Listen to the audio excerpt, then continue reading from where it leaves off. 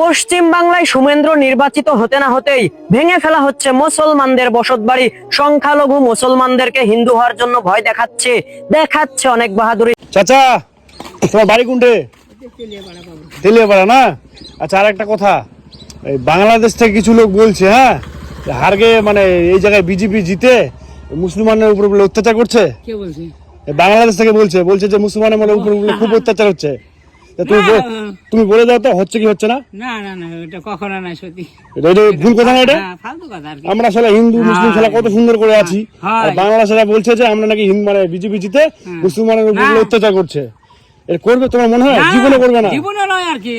তাহলে ভুল কথা বলছে না? ভুল কথা তো আসলে ঠিক না। মানে ব্যাপার হচ্ছে কি, শোনো, যে জায়গাতে 5 জাতি আছে কিনা, সেই জায়গাতে বসবাস করে আরাম আছে। আর ঠিক আছে, বাংলাদেশিরা বলছে যে মুসলমানের উপর অত্যাচার। ভাই ভুল কথা একদম এটা। হ্যাঁ।